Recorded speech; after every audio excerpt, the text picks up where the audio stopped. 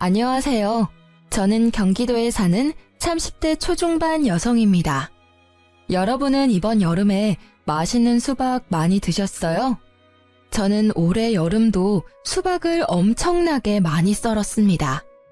수박이 맛있어도 껍질 때문에 손이 안 간다는 분들 많으시더라고요.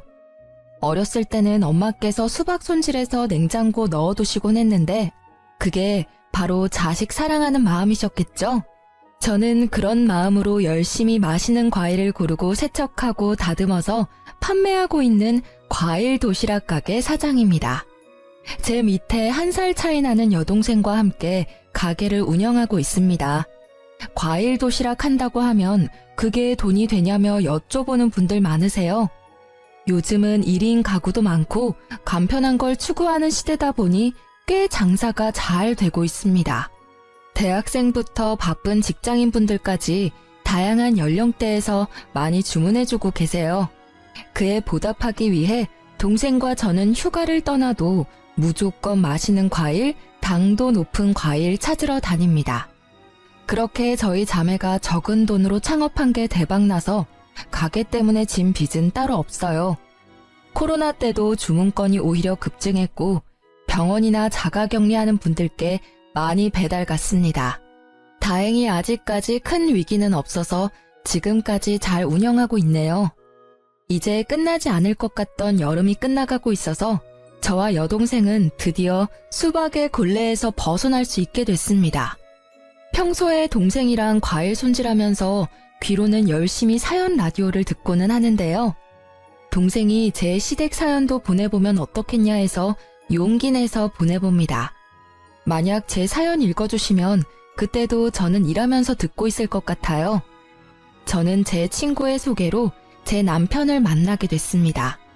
남편은 연봉 좋은 IT 회사에 다니는 아주 멀끔한 청년이었습니다. 정확히 말하자면 제 친구 남편의 가장 친한 친구가 바로 제 남편이었어요. 서로 가장 친한 친구를 소개시켜준 거죠.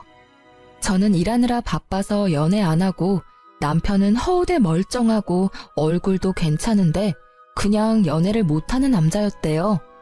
제 친구 말로는 남편이 20대 끝자락까지 제대로 된 연애를 전혀 해보지 못했다고 합니다. 겉보기에 어디 문제가 있는 것도 아닌데 항상 연애 이야기만 나오면 자존감이 무척 떨어져 보였다 하네요. 친구가 자기 남편 따라 모임할 때면 제 남편만 늘 혼자 참석했대요. 겪어보면 참 좋은 사람 같았는데 항상 혼자 있는 모습을 보며 친구는 제게 그 사람을 꼭 소개시켜주고 싶다고 생각했대요. 저는 혹시라도 그 사람이 어디 모자란 사람이 아닐까 걱정도 했는데요.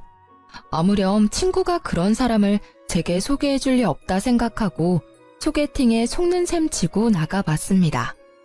처음 만났을 때 남편은 저와 눈을 잘 못 마주치더군요.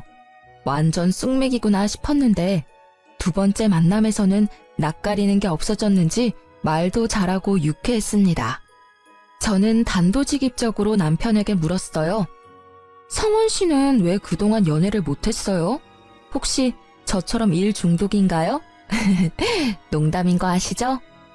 저의 농담 섞인 물음에 남편은 당황한 얼굴이 역력했어요. 그러다 제게 솔직히 털어놓더군요. 사실 저희 엄마께서 좀 많이 극성이세요. 그때 남편의 얼굴에 드리우는 그림자를 보며 뭔가 저만의 사정이 있구나 싶었어요. 전혀 마마보이로는 안 보였으니 저는 차분히 이야기를 들어보기로 했습니다. 남편이 평범하게 연애를 시작하려고 하면 그럴 때마다 어떻게 어머니께서 아시고는 상대방 여자를 알아내 둘 사이를 회방 놓았다고 합니다. 어머니 본인이 검증한 사람 아니고서는 절대 집안에 못 들이신다고요. 대신 어머니께서 교회에 있는 참한 처자 연결시켜준다고 항상 소개해 주셨다네요.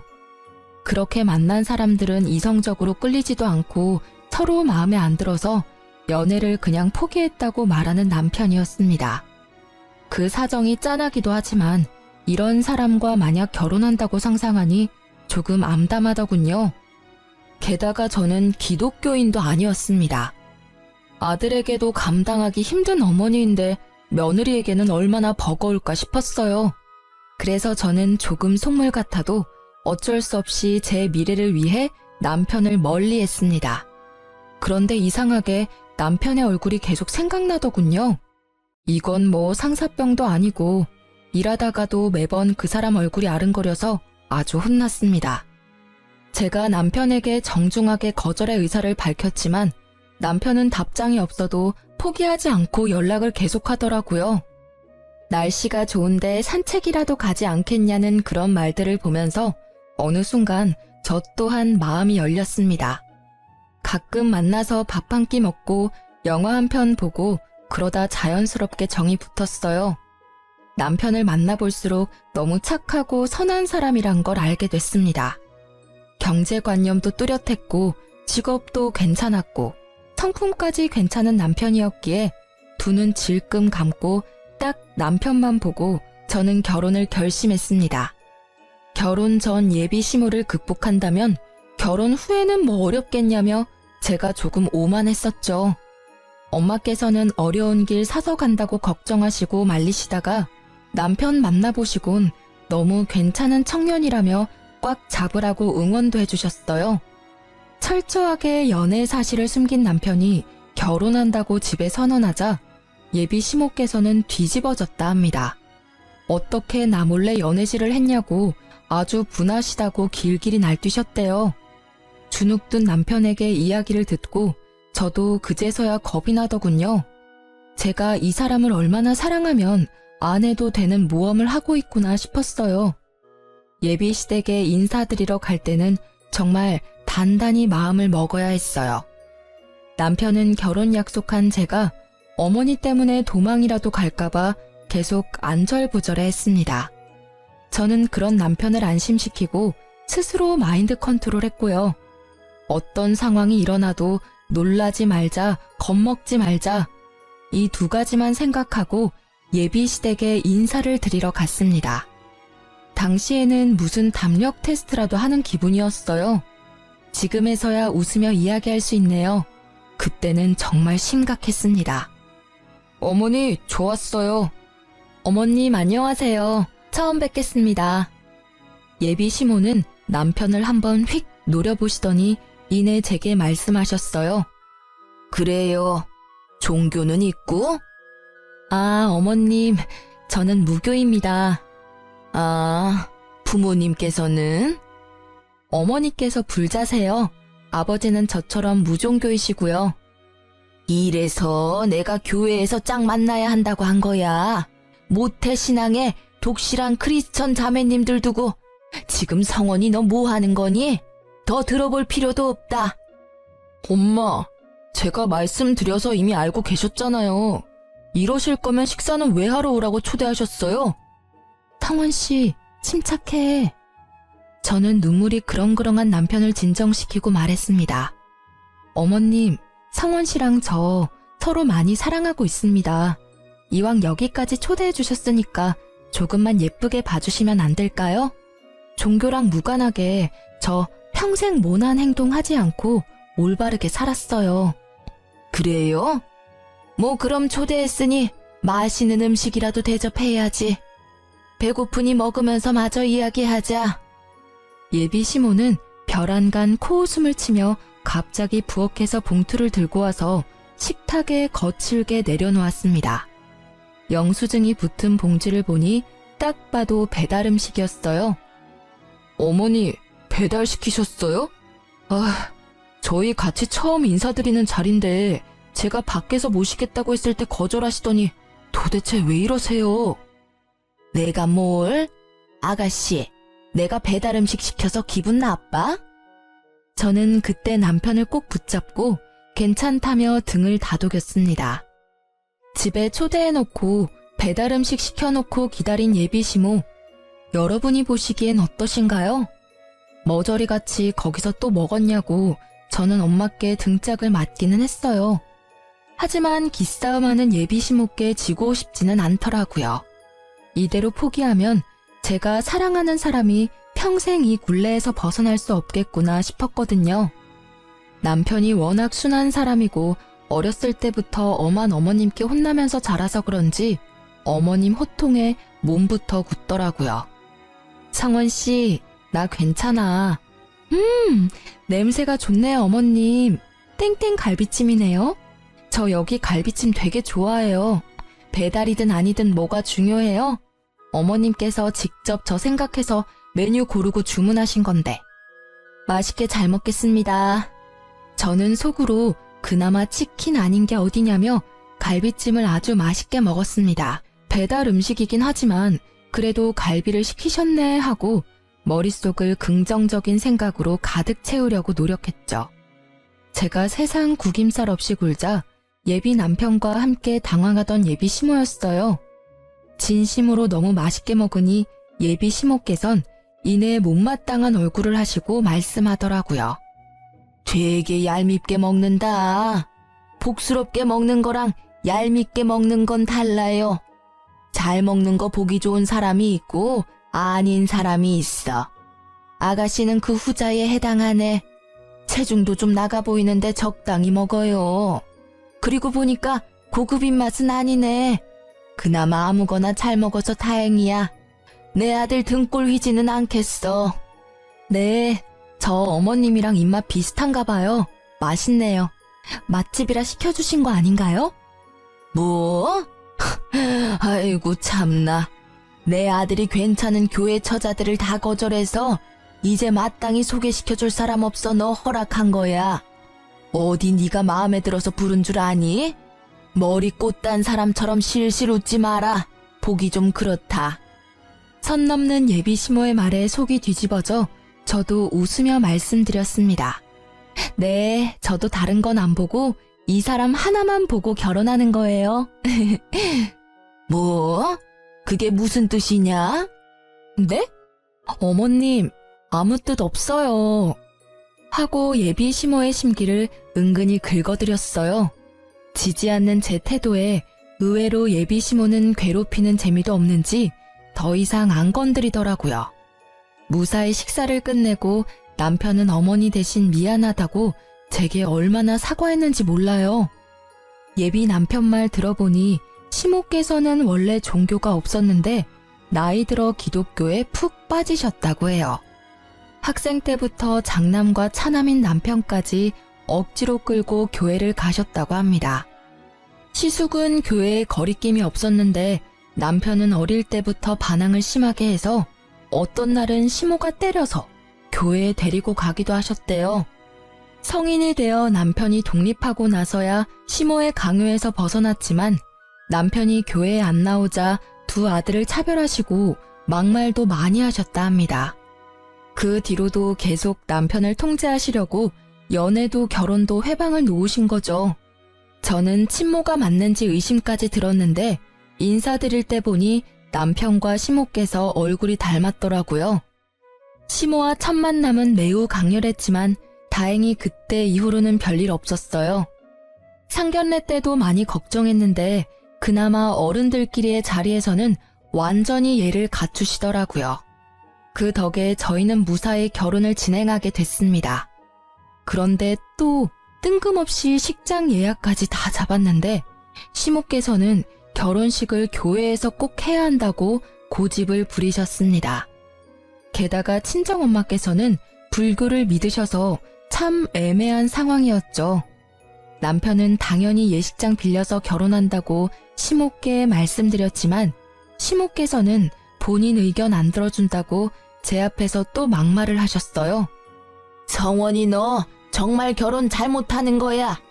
그리고 소라 너 내가 많이 양보했는데 식장까지 양보해야 되니?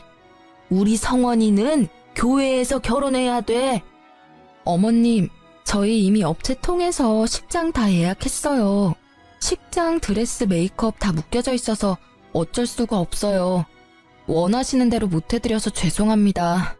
게다가 교회에서 하면 하객분들 식사 문제도 번거로워지거든요. 출장 뷔페 불러야지. 출장 뷔페보다 하객분들은 호텔 식사가 더 마음에 드실 거예요. 귀한 걸음 해주신 분들께 퀄리티 좋은 음식 대접해드려야죠. 하여튼 한마디를 안 줘, 한마디를. 억지 부리며 저를 타박하는 시모를 보고 남편도 나서더군요. 엄마, 제발 좀 억지 그만 부리세요. 나 기독교인도 아니잖아요. 제가 왜 교회에서 꼭 결혼해야 해요? 어렸을 때는 엄마가 끌고 가셔서 어쩔 수 없이 교회 다녔지만 지금은 아니라고요. 그러니까 당연히 교회에서 할 필요는 없죠. 왜 이 사람 탓을 해요? 우리 둘 다 무교니까 식장 빌려서 결혼하는 게 당연한 거잖아요.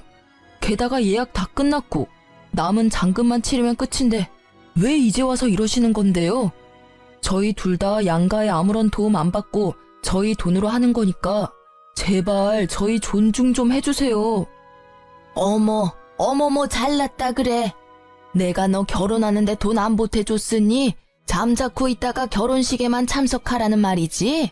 소라 제가 그렇게 말하라 시켰니? 웃겨 정말. 어디 부모 공경할 줄도 모르고. 아니요, 제 의견이에요 엄마. 소라씨 탓 좀 그만하세요. 교회에서 결혼해야 더 이득이라고. 결혼식을 교회에서 하면 어쩔 수 없이 신도들 참석해서 축의금 배로 들어올 텐데. 어머님, 그럼 혹시 저희 친정어머니께서 저희한테 절에서 결혼식 하라고 말하면 어떠실 것 같아요? 엄마께서 무작정 절에서 하자고 하셨어도 저는 똑같이 거절했을 거예요. 어머님 교회 신도분들도 다 모시고 절에 오실 수 있으세요? 무논리에 무논리로 반박하는 제 말에 시모께서는 말문이 막혀버리시더군요. 뭐? 아니 절에서 결혼하는 사람이 어딨어? 아유, 말을 말자. 소라 너 참 맹랑하다. 결혼식 올리기도 전에 내 아들 어떻게 저렇게 구워 삶았니? 저는 빨리 결혼식만 잘 끝내자 생각뿐이었어요. 어차피 시모랑 집이 멀어서 자주 볼 일 없었으니까요. 그리고 어렸을 때 트라우마를 이겨내고 저를 위해서 시모께 대신 화내주고 목소리를 내는 남편의 태도 보고 저는 더 안심하고 결혼을 하게 됐습니다. 그런데 결혼하자마자 시모는 또 종교를 빌미를 삼아 저를 괴롭히더군요. 어머님과 시숙네 가족들은 기독교인이 차남이 제사를 다 지내야 한다며 저를 부르셔서 제사 음식 마련을 하셨죠. 애초에 기독교인이면서 제사를 꼭 지내겠다는 마음이 좀 저로서는 이해가 안 됐습니다. 그럼에도 불구하고 저는 어머님께 시달릴 거 예상하면서도 결혼 후 첫 제사이니 도와드리러 간 거였어요. 시부께서도 돌아가신 지 얼마 안 됐으니 정말 남편 생각해서 갔던 거였죠. 시댁에는 어머님과 형님이 계셨어요. 그런데 다 같이 음식을 하고 서로 돕는 게 아니라 두 분이 제게만 음식을 시키시더라고요. 우리 큰 며느리 새벽부터 나 따라다니면서 장 보느라 고생했다. 둘째 너는 첫째한테 고마워해야 돼. 네가 할 일까지 다 했잖니. 형님 감사합니다. 그 시간에 저희 가게에 과일 들어오는 시간이라 시간 뺄 수가 없었어요. 동서, 가게에 신경 쓰는 만큼 시댁에도 신경을 써야지. 사람 좋아 보이던 형님은 시숙이 없다고 완전히 다른 사람 같았어요. 첫째야, 너는 나랑 과일 좀 먹으면서 이야기 좀 하자. 아침 먹고 나니 입이 텁텁해. 네, 어머님. 제가 복숭아 깎아올게요. 형님과 시모는 제가 가게에서 가져온 과일들을 둘이서만 먹으면서 제게는 일만 시키시더라고요. 과일 잘 먹겠다는 말 한마디 없이요. 장 보는 것도 일이니 그거 못 도와드려서 죽을 죄를 지었네요. 하며 속으로 투덜거렸지만 저는 겉으로는 티 안 내고 열심히 전을 부쳤습니다. 전만 부쳤을까요? 이거 해라 저거 해라 소파에서 명령하는 형님과 시모의 행동에 저는 너무 놀랐어요. 남편이 있을 때야 저도 시모께 지지 않으려 말대꾸했지만 남편 없는 곳에서는 혼자라서 뭐라 말대꾸도 잘 못했거든요. 그땐 더 어리기도 했고 저만 외톨이인 그 상황이 좀 무서웠어요. 알겠다고 웃다가 저는 미소도 말도 잃고 묵묵히 일했습니다. 좀 도와달라고 했는데 외면하고 둘이서 저를 따돌리는 모습을 보면서 사진도 틈틈이 찍어 놓으면서 제사 음식을 마련했습니다. 저도 참 독하죠. 애초에 제가 이 정도로 안 독했으면 남편이랑 결혼 생각도 못했을 거예요. 사진이랑 동영상 찍어서 증거를 남겨놔야 다음에는 두 사람이 저를 안 괴롭힐 것 같았거든요. 두 사람은 뭐가 그렇게 마음에 안 드는 건지 제가 열심히 꼭두각시 인형처럼 일하고 있는데도 저를 비난하더라고요. 동서는 과일 깎아서 파는 게 뭐가 돈이 된다고 동생까지 끼고 그런 헛짓거리를 하고 있어? 그게 돈 뭐 얼마나 번다고. 아휴, 그냥 차라리 우리네가 용돈 줄 테니 여기서 어머님 모시면서 살아. 그러니까 말이다. 나는 처음에 뭔 도시락 가게를 한 데서 뭐 그러려니 했는데 과일 도시락이라 해서 얼마나 웃었는지 모른다. 대학까지 나온 애가 한심하게 왜 저러고 있는 건지. 며느리 뭐 하냐고 신도들이 물으면 말하기 참 그래. 차라리 너처럼 전업주부면 몰라. 저는 고무장갑을 빼고 두 사람에게 다가갔습니다. 저 가게일 제쳐두고 와서 종일 혼자서 음식 장만했는데 말씀이 심하시네요. 어머, 일하다가 말고 뭐 하는 거야? 화났다 뭐 이거야? 동서 일한 거 어련히 수고비 안 챙겨줄까? 수고비 안 챙겨주셔도 저 충분히 많이 벌어요. 돈이 문제가 아니라요. 사람 불러놓고 이러는 거 아니죠. 아까 중국집 배달 왔을 때도 저 많이 참았어요. 먹어보란 말도 없이 두 분이서 탕수육 드시고 저는 남은 자장면 불어 터진 거 먹으라고 주고 가셨잖아요. 저 이런 취급 당하려고 온 거 아니에요. 좋은 마음으로 도와드리러 왔는데 두 분 아무리 저보다 윗 어른이시라지만 이게 무슨 경우예요? 공경도 할 만해야 공경하죠. 도저히 못 참겠네요. 제 행동에 시모와 형님은 벙쪄 있었고 그때 마침 남편이 도착했어요. 이게 다 무슨 말이야? 저는 남편을 보자 눈물이 앞을 가렸고 시댁 작은 방에서 잠시 남편을 붙잡고 이야기했습니다. 남편이 무슨 일이냐며 달래주고 저는 종일 있었던 일 말하며 찍었던 사진들과 동영상도 보여줬습니다. 나 오늘 충분히 할 만큼 했어. 아니, 나 지금껏 충분히 노력했어. 이제 당신 어머니 진절머리 나. 오늘은 형님까지 합세하셔서 내가 오늘 얼마나 비참했는지 당신은 몰라. 형님이랑 어머님?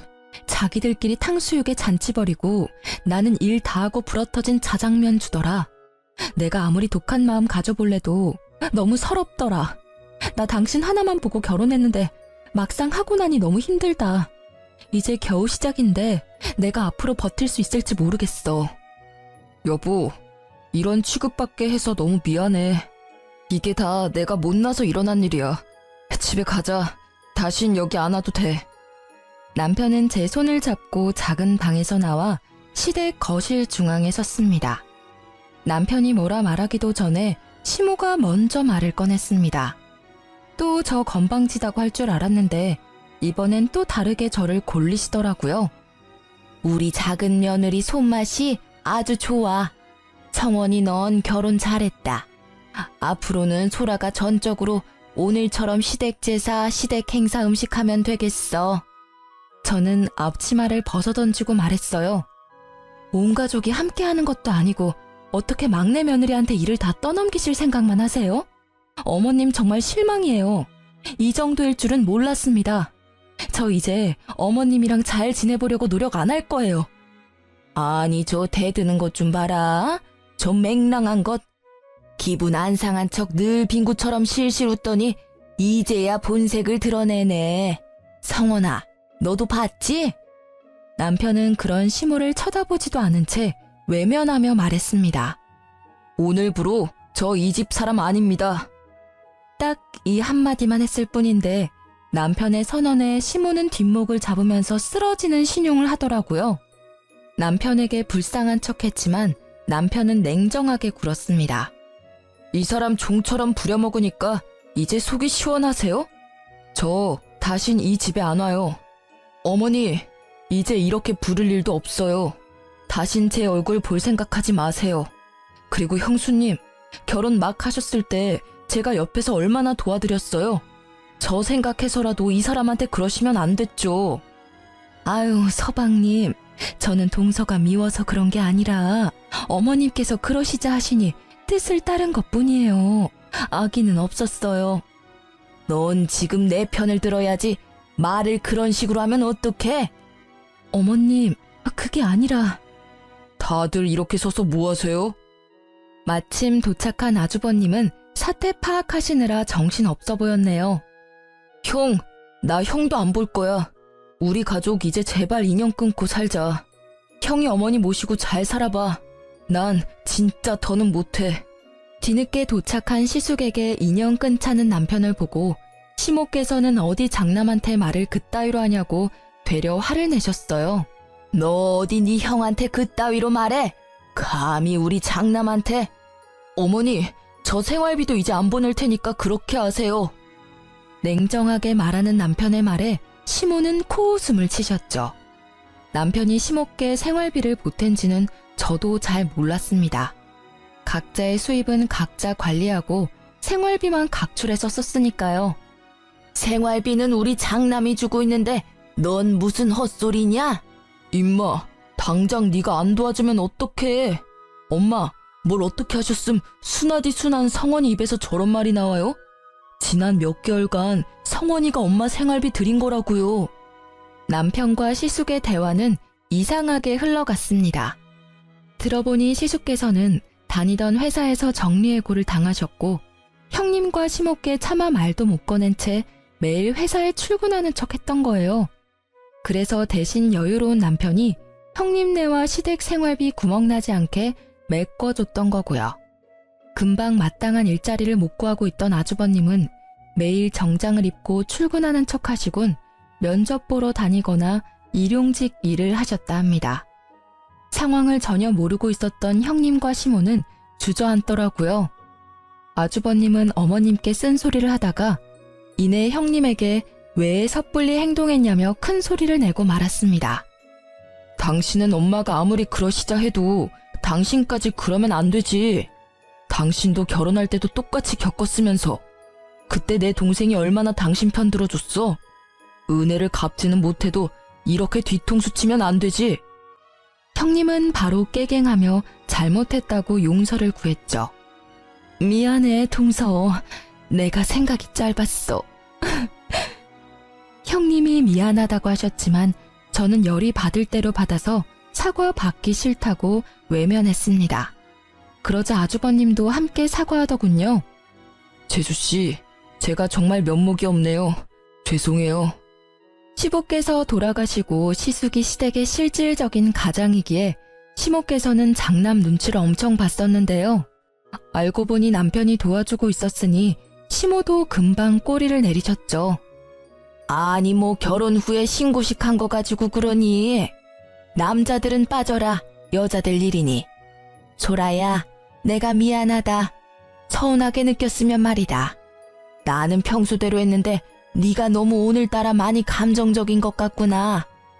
그러자 아주버님이 답답하다는 듯 시모에게 따졌습니다. 엄마, 사과를 하시려면 좀 진정성 있게 똑바로 사과하세요. 인정 못 하시는 거예요? 제발 연세 좀 생각하세요. 철 좀 드시라고요, 제발. 안 되겠어요. 저 이번 주부터 교회 안 나갑니다. 이제 엄마께서 부탁하시는 일 저도 안 해요. 이그, 뭔 소리야 그건. 너 지금 교회 얘기가 왜 나와? 멀쩡히 다니던 교회를 왜 안 가? 엄마가 평생 소원이라고 둘째 교회 안 다니니까 저라도 나오라고 제발 부탁한다고 그렇게 말씀하셔서요. 저 아무리 피곤해도 이 사람 데리고 같이 교회 나섰어요. 그런데 엄마는요, 교회랑 교회 사람들 챙기기 이전에 집안에 들인 귀한 식구부터 챙기세요. 어떻게 한 식구 된 사람을 이렇게 구박하세요? 지금 제가 아무리 뭐라고 해도 안 바뀌실 거 알아요. 그러니 제가 그냥 교회를 안 나갈게요. 그럼 좀 바뀌시겠죠. 이러다 저희 형제간도 원수 되겠어요. 저도 어느 정도 예상은 했지만 시모께서는 정말 신앙심이 깊은 것보다는 교회에 매일 자식 자랑을 하러 다니시던 거였어요. 본인께는 자랑거리인 아들들인데 저희 남편 둘째는 교회 질색하고 큰아들인 시숙이라도 어떻게 데리고 가셨는데 이제 못 데려간다니 겁이 나셨나 봐요. 시모는 갑자기 울먹거리곤 잘못했다고 남편에게 용서를 구하기 시작했습니다. 차마 그 모습을 지켜보기도 그렇고 그렇다고 어머님의 진심 없는 사과를 받고 싶지도 않아서 저와 남편은 함께 집으로 돌아갔습니다.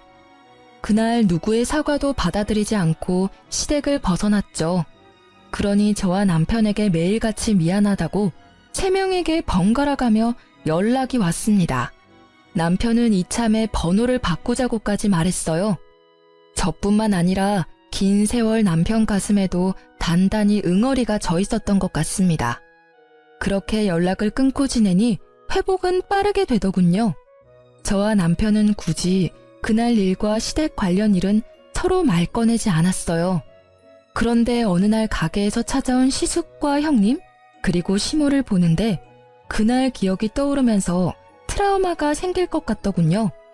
다행히 가게에는 저보다 더 기센 여동생이 함께 있었습니다. 안녕하세요. 어머, 다들 갑자기 어쩐 일이세요? 제 동생은 이미 제게 들어 사정을 다 알고 있었지만 밝은 얼굴로 시댁 식구들께 인사했고 저는 인사도 하지 않은 채 조용히 과일을 세척하고 있었습니다. 이 나이 먹고 내가 며느리한테 사과하러 여기까지 왔어요.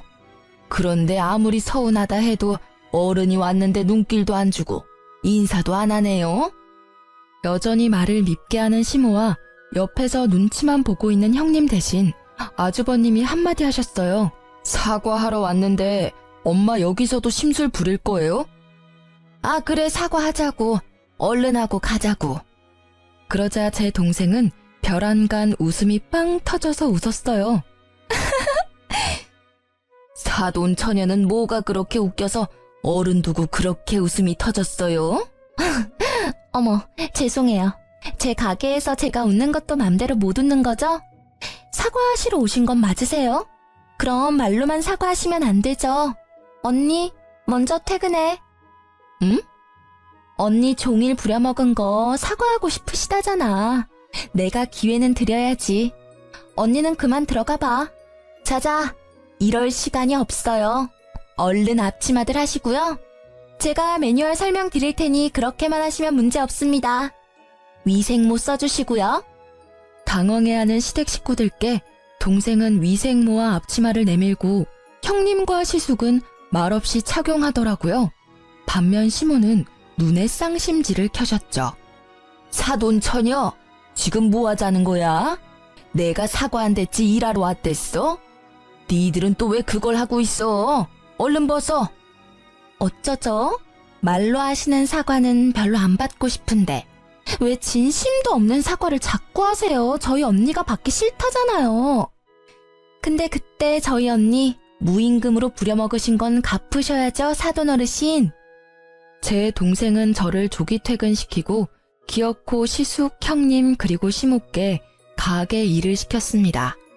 저희가 가게는 조그맣지만 하루에 한 트럭 과일이 배송 오면 다 정리하고 세척하고 다듬는 게 시간이 많이 걸려요. 시모는 아들들이랑 화해는 하고 싶으니 마지못해 일을 하기 시작했죠. 동생은 자기보다 나이 많으신 제 시댁 식구들에게 야무지게 일을 시켰대요. 이거 이렇게 힘들다고 던지시면 과일 흠집 나요. 아유, 입으로 들어가면 다 똑같지. 이제 흠집 날 때마다 그 과일은 개인 사비로 구매하셔야 돼요. 제가 계속 지켜보고 있으니까 과일 던지지 마세요, 절대. 코딱지만한 가게에 웬 과일이 이렇게 많아? 시모는 투덜거리면서도 나름 열심히 가게 일을 도우셨다 합니다. 시숙과 형님은 의외로 실수 없이 묵묵하게 일을 잘하셨대요. 온종일 시달려도 일이 끝나질 않자 시모께서는 도망가려 했다네요. 어디 가세요? 아니, 사돈 처녀, 내가 급하게 일이 생겨서. 하시던 일은 다 마무리하셔야죠. 드실 점심도 이미 시켰는데요. 아이고, 사돈 어르신, 퇴근은 아직 멀었습니다. 얼른 다시 들어가 주세요. 시모는 입을 삐죽거리며 다시 일하러 들어가고 형님과 시숙은 군말 없이 열심히 땀까지 삐질거리며 도우셨다고 합니다. 오후 5시까지 일을 시킨 동생은 오늘은 일당이 없다고 얘기했다고 합니다. 시숙과 형님은 알겠다고 고개를 끄덕이고 어머님께서는 분하다고 망고를 몇 개 챙겨가시더래요. 분하다고요. 그렇게 저 대신 동생이 야무지게 복수해줬네요. 동생이 적당히 시댁 식구들 돌려보낼 줄 알았는데 전에 저 우는 것 보고 마음이 많이 쓰였었나 봐요. 그런데 시숙과 형님께서는 내일도 오면 안 되냐고, 내일은 돈 줄 거냐고 여쭤보셨대요. 일손 부족하면 돕겠다고요. 이쯤 하셨음 언니도 마음 풀렸을 거예요. 잘 말씀드릴게요. 내일은 안 오셔도 돼요. 저도 티는 안 냈지만 불편했거든요. 오늘 아무쪼록 고생 많으셨습니다. 드시고 싶은 과일 몇 개 챙겨가세요. 돈은 못 드리지만요. 여기 장사가 되게 잘 되네요. 아침에 들어온 과일들 거의 다 나갔잖아요. 둘이 일하시기엔 너무 일이 힘들 것 같아요. 저희가 도울게요.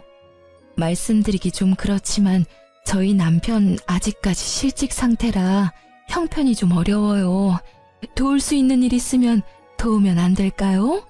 그리고 전에 동서한테 함부로 말해서 진짜 미안했다고 사과 좀 전해줄래요?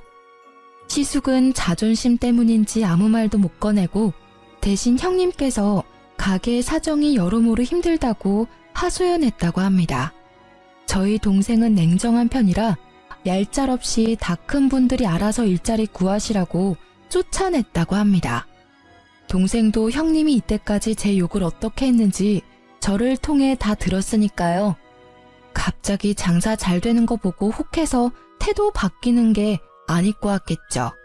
다음 날도 또 찾아와서 일하셔도 돈 못 준다 하니 형님 내외는 돈을 주지 않아도 되니 일만 시켜달라고 넙죽 엎드리더라고요. 저는 깜짝 놀라 이러들 나시라고 했죠. 왜 이러시는 거예요? 저 마음 정말 불편해요. 재수씨, 저희 일 좀 가르쳐주면 안 돼요?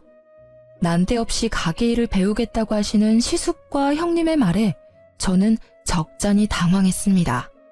자식들은 커가고 이 나이에 새로 취직하는 것도 너무 어렵네요. 재수씨, 이유 좀 낼 생각 없어요? 정말 염치 없지만 좀 도와주세요, 재수씨. 동서, 내가 진짜 잘못했어. 죽을 죄를 졌어. 한 번만 봐주라, 응? 2호점을 낼 생각도 누군가에게 저희 사업 비법을 전수할 생각도 하지 못했는데 아주버님이 저희 가게랑 상권이 너무 메리트 있다는 말을 하시며 애원하는데 제 돈 드는 것도 아니고 속도 없이 또 도와드리게 됐습니다. 사실 제가 도와드렸다 하지만 동생이랑 저는 두 분이 계시니 쉬는 시간이 더 늘어서 한편으로는 좋기도 했습니다. 가게가 좁아서 4명이나 있기엔 비좁았고 2호점을 내기 전까지만 저는 일을 쉬고 제 동생의 진두 지휘 아래 아주버님 내외가 저희 가게에서 함께 일을 시작했습니다. 그렇게 두 분이 2달 가까이 치열하게 배우셨고 저는 그만큼 월급도 든든하게 챙겨드렸습니다. 저는 두 분이 가게에 계신 덕분에 시간이 나서 여행도 다녀왔습니다. 제가 가게에 복귀하고 더 이상 일손은 필요 없다고 말씀드리니 이때까지 정말 고마웠다며 그동안 몸은 힘들어도 일 배우는 게 너무 행복했었다고 하더라고요. 그렇지만 아직도 제가 화난 줄 알고 더 이상 갈 곳이 없어졌다며 앞날을 걱정하더라고요. 아니, 여기에서 두 분 충분히 가르쳐드렸잖아요. 이제 2호점 오픈하셔야죠. 그 동네에 오픈하실 수 있게 도와드린다니까요. 이제 저희 가게는 나오실 필요 없어요. 제 말을 이제야 이해한 두 분은 부둥켜 안고 눈물까지 흘리더군요. 그렇게 제가 2호점 오픈까지 도와드리고 남편은 제게 대인배라 박수 쳐줬어요. 저와 달리 남편은 아직까지 형 내외와 어머님이 밉다고 연락조차 안 했거든요. 남편은 제게 미안해하면서 고마워했습니다. 여보, 내가 진짜 결혼을 잘했다. 나 믿고 결혼해달라고 졸라놓고 내가 막상 한 게 아무것도 없어서 미안해. 시모는 그 모든 과정을 지켜보시곤 크게 깨달은 바가 있었는지 그냥 하는 사과가 아니라 어느 날 가게까지 찾아와 진심으로 제게 미안했다고 사과했습니다. 소라야, 내가 너무 철없었지? 미안하다. 너 보고 내가 많이 놀랐어. 굳이 그럴 필요까지 없는데 나서서 큰아들 내외까지 신경 써주고. 나보다 네가 낫다. 성원이는 아직도 화가 많이 났지? 나도 결혼하고 의지할 곳이 많이 없었어.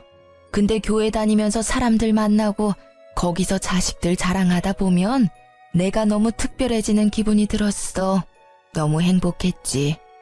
그래서 자식들 더 괴롭혔어. 특히 교회 안 간다는 성원이한테는 더 모질게 굴었지. 이제 그렇게는 안 살려고 한다. 시모의 진심을 남편에게 전해봤지만 남편은 어머니 안 보겠다는 말이 아직 유효하다고만 말했어요. 난 아직까지 엄마가 너무 미워서 얼굴 제대로 뵐 자신이 없어. 진심으로 내가 어머니 미워하는 마음이 다 없어져야 마주할 수 있을 것 같아. 엄마도 정말 바뀌셨다면 이런 내 마음 이해하시겠지. 이제 효도는 형한테 다 맡길 거야. 형한테는 엄마가 때리거나 모질게 대한 적 없었겠지만 난 언제나 엄마한테 상처받기만 했어. 이렇게 남편은 냉정하게 밀어내더라고요. 저는 처음부터 남편만 믿고 결혼했으니까 착한 며느리 대신 그냥 남편의 아내로서 남편을 지지하기로 했습니다. 그 뒤로는 저도 시모와 따로 연락을 주고받지는 않았습니다. 어머님께서도 제게 따로 연락하지 않으셨어요. 아주버님에게 전해 들은 바로는 어머님이 기가 많이 죽으셨고 더 이상 억지나 심술을 부리지도 않으신대요. 돈 자랑 아들 자랑 하러 다니던 교회에서는 이제 아들 자랑 대신 신도들과 함께 자원봉사를 하고 지낸다셔서 조금 놀랐습니다. 그리고 어머님은 더 이상 첫째 내외의 경제적 도움을 안 받는다 하시네요. 예전에는 완전히 의지하셨는데 지금은 시간 날 때마다 아르바이트를 하신다고 들었습니다. 이제는 경제적으로 여유가 생기신 아주버님이 도와드릴 수 있다고 말씀드렸지만 어머님께서는 나중에 본인 몸이 아플 때나 좀 도와달라고 하셨대요. 지금은 멀쩡하시니 본인이 해결하시겠다고요. 참 나이 들어서 바뀌는 거 어려운 일인데 그렇게 많이 바뀌셨다는 말에 정말 놀랐어요. 아주버님과 형님께서는 제가 도와드린 가게 2호점이 잘 되고 있어서 매일 행복하게 고군분투하고 계신다 해요.